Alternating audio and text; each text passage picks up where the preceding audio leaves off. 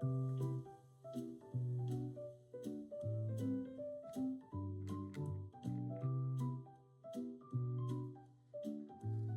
first step to doing a front walkover is to do a back bend. So you can start with a knee back bend. So first go on your knees. Then you can use your hands to touch your feet. If you don't know how to do the version that Zoe's doing, you could do a simpler version. Yes. Once you have gotten the knee back bend good, then you can start doing the standing back bend. You can use a wall if you want. If you found a wall that you can do a back bend on, first you can climb down the wall. You can do it slower if it's hard for you. Once you're in the back bend, climb back up. You have officially just did a back bend.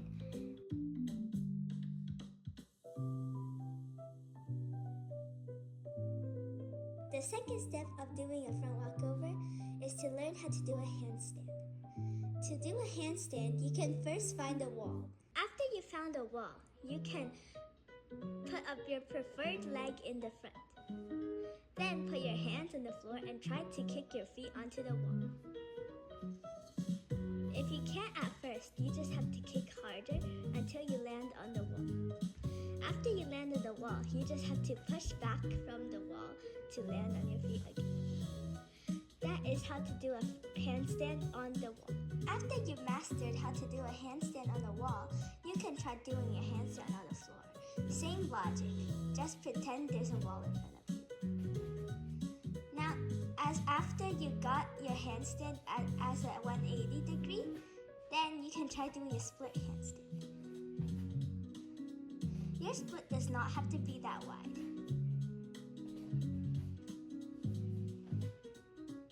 That is how to do a handstand. The next step is to practice how to get up from a front walkover.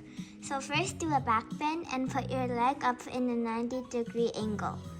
Then put all of the weight on your leg and push your waist forward and to get up. Once you have mastered that skill, you're ready to do a front walkover. The final step of a front walkover is to just do it. So first get into the split handstand that we showed you how to do.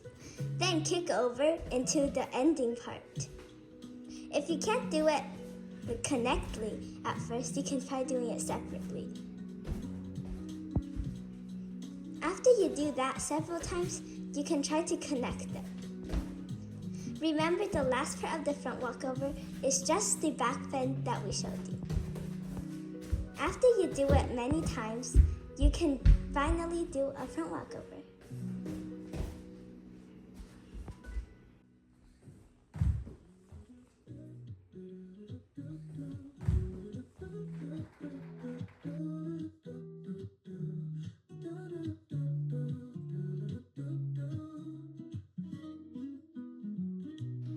To do a cartwheel, you can start with your preferred leg forward and face to side. Then go into a lunge position and bend your front leg and straighten your back leg. Then kick over. Try to land with your feet together or one leg in the front. Then you have mastered a cartwheel. Now practice it a lot of times to make sure you got the hang of it. A cartwheel is very important in order to do an aerial. The next step of an aerial is to do fast cartwheels. Just do a bunch of cartwheels together and make them as fast as possible. This step is important because in an aerial you need a lot of momentum to push yourself up. The next step of an aerial is to learn how to push. Put one mat on top of the other mat and then place your foot on it. Then push off using your foot and the mat. The next step of an aerial is a running delayed cartwheel. Start by doing a running cartwheel, but when you reach the mat, you have to try to have a space between your arms and the floor. Like this. You want to try to stay in the air for 1 second. This is very good practice for your aerial. Try to put your hands down at only the end.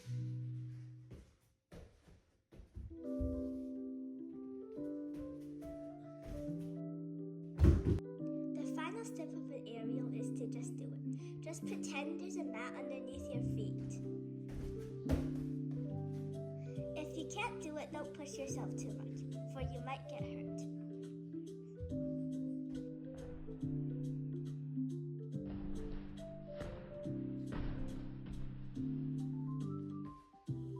Try to do it as quick and as high as possible to decrease any risk of injuries.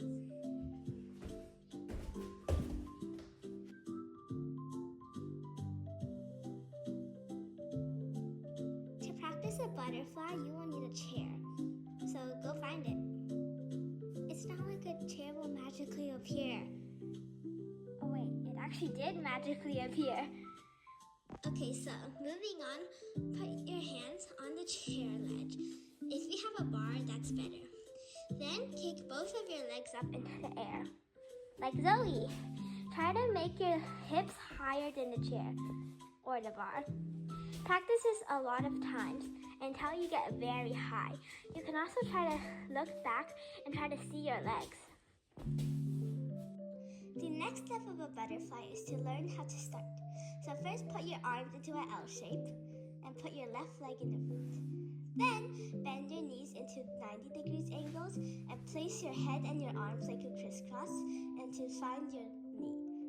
The next step is to feel like you're peering under your legs. Then you have to move your head and your arms on the other side. Then you feel like you are moving your head into a hole. You can try to kick your leg as well. To continue butterfly better, you can put a roll after it.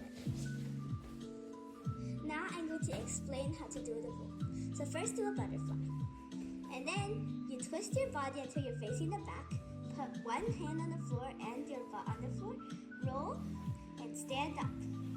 Now you can just try to put them all together and make it smooth. Like that. The next trick is a needle. So you can start by doing a split on the floor. If you cannot do a split, I recommend not doing this trick. Then try to get your head to your butt and reach your leg with a hand, like this. Do this multiple times until you mastered it.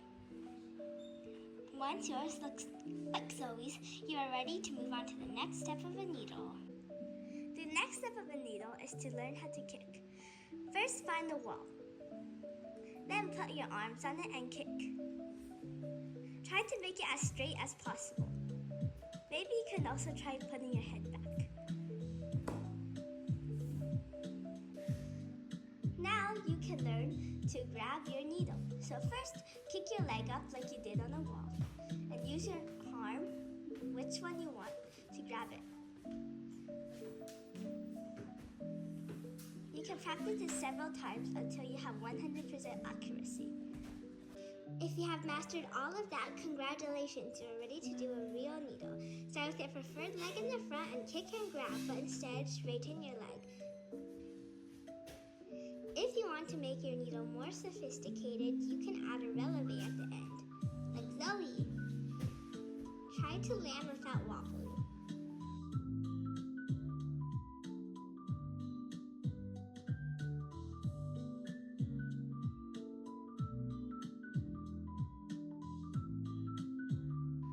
Trick is a calypso. Start by putting your preferred leg in the front and your arms like Zoe. Then do the preparation. Now let's see how to do it. Start by doing a high chaîné like Zoe. Then put your legs out into a second position and then do a coupe back. The next step is the jump. So first, start from your coupe back. Then turn around and put the coupe leg in the front, straight to. Then put your back leg like that. Try imagining as if someone is taking a photo of you.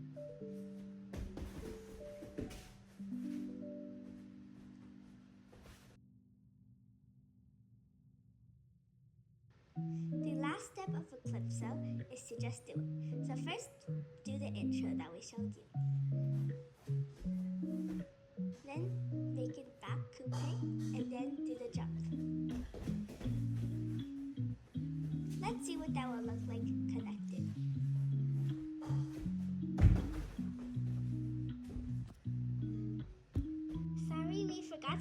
how to do the roll.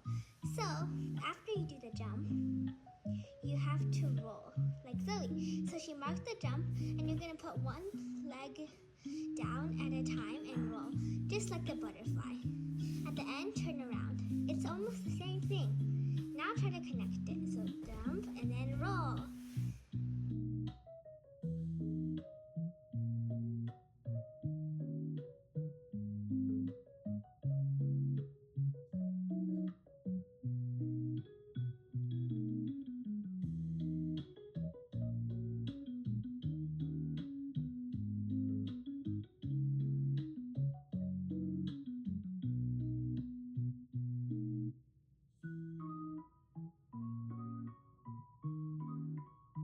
Do it together at first. You can practice the two movements separately, and then you can try to combine them. The next step of an aerial is to do fast. The next step of doing an aerial is to learn how to push off. The next step